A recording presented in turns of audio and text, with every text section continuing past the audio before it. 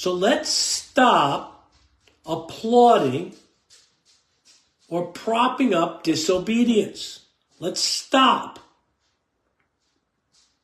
The essence of our faith is obedience. And I'll say it again. I said it to the sisters here.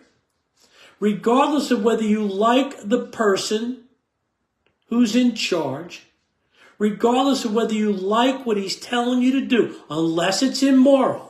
And see, that's the thing. Everybody's saying, oh, well, fiducia supplicans is immoral. No, it's not.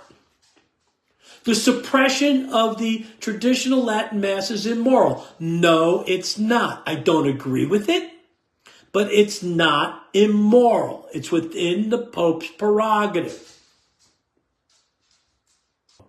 See, so people thought about it, processed it, and they're beginning to catch on. And see, this is it. The truth will prevail.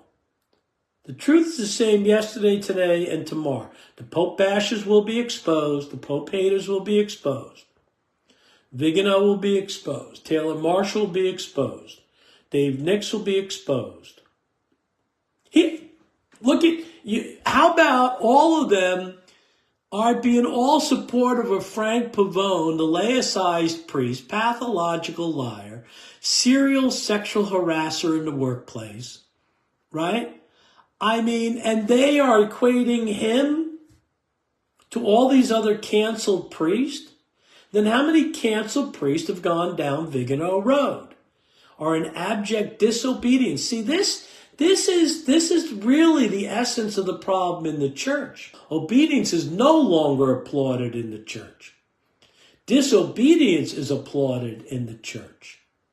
Disobedient Vigano, disobedient Altman, disobedient Pavone, disobedient Dave Nix, disobedient Taylor Marshall.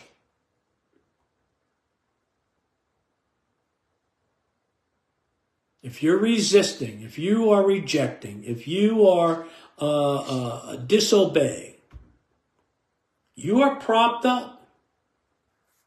But obedience is the essence of our Catholic faith. Christ died on the cross, obedient to death, even death on the cross. The Blessed Virgin Mary, do as he tells you. Behold, I'm the handmaid of the Lord, be it done unto me according to thy word. Today, Samuel, here I am, Lord, your servant, I'm listening. All right? Do with me as you will.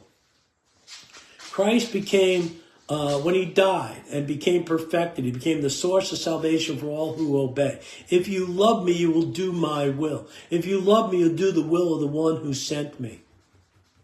Not everyone who says, Lord, Lord, shall enter the kingdom of heaven, but those who do the will of the Father. Jesus props up the Blessed Virgin Mary because of her obedience time and time and time again. Obedience is the essence of our faith. And I will tell you that the Catholic Church is Christ's authority on earth. It's his authority on earth. You reject the church, you reject the papacy, you reject the magisterium, you reject Christ. Plain and simple. There's no other way of looking at it. And you can call the Pope a heretic because you, in your mind, want to justify your disobedience. You want to call the Pope immoral because you, in your mind, want to justify your disobedience.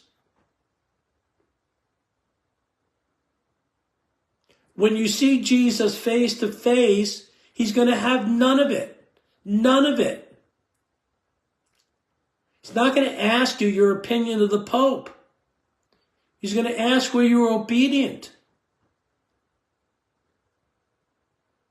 The last words Jesus says is, teach them to obey all that I commanded. This is a lesson, a curriculum to learn obedience. But Vigano and Taylor Marshall and Dave Nix and Tim Gordon and John Henry Weston, they're teaching the people to be disobedient, to resist, to reject, to bash, to hate.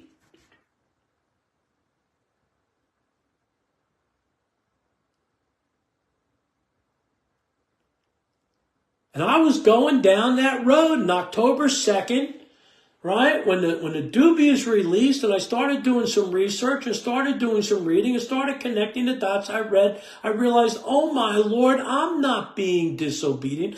I knelt before St. John Paul II in 2002.